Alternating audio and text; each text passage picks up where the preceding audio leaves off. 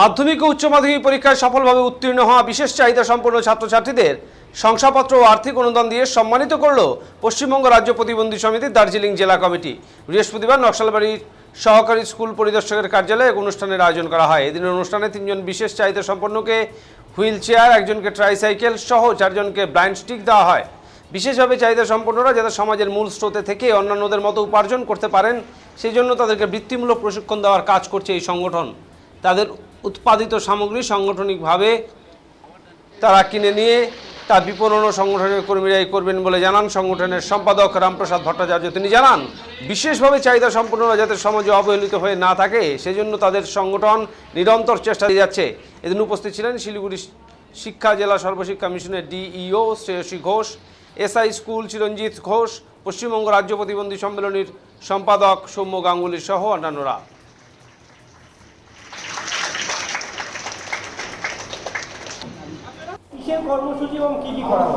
আজকে আমরা পশ্চিমবঙ্গ রাজ্য প্রতিবন্ধী সম্মেলনী ও মেডিচেক ওয়েলফেয়ার সোসাইটির সাথে যৌথভাবে আজকে হেলেন কেলারের জন্মদিন, মহিষী হেলেন কেলারের জন্মদিন, সেই উপলক্ষে আমরা আমাদের এই এসআই অফিসে বিশেষ চাহিদা সম্পন্ন ভাই বোন এবং সুস্থ ভাই বোন যারা আছেন তাদেরকে একসাথে যাতে ইনক্লুসিভভাবে থাকে, প্রতিবন্ধীদের ক্ষেত্রে যে অপ্রতিবন্ধীদের সহযোগিতা দরকার সেই ব্যাপারটা একসাথে নিয়ে আজকে আমরা প্রথমত মাধ্যমিক উচ্চ মাধ্যমিকে যেসব বিশেষ চাহিদা সম্পন্ন ভাই বোনেরা সফলভাবে উত্তীর্ণ হয়েছেন তাদেরকে আমরা সংবোধিত করলাম এবং আর্থিকভাবে সাহায্য করলাম যাতে আগামী দিনে তারা কিছুটা লাঘব হয় আর্থিকভাবে।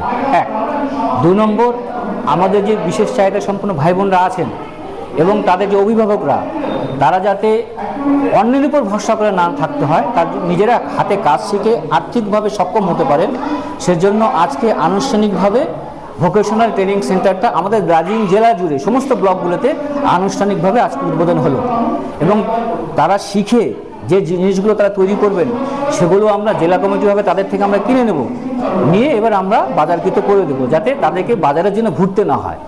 1, 2 নম্বর হচ্ছে আজকে বিভিন্ন স্কুলের ছাত্রছাত্রীদের নিয়ে আমরা বিভিন্ন প্রতিযোগিতাগুলো এখানে করছি, অঙ্কন প্রতিযোগিতা, আবৃত্তি প্রতিযোগিতা, এসে লেখা, এগুলো সবগুলো আমরা করছি এবং তারপর পাশাপাশি আমাদের ভাই বোনেরা আছে এখানে সাংস্কৃতিক অনুষ্ঠানও করবে এবং পুরস্কার বিতরণও হবে এবং আমরা দেখলেন যে আমাদের এখানে সহায়ক সরঞ্জামও আমরা আজকে প্রদান করলাম বিশিষ্টজনের সাহায্য নিয়ে।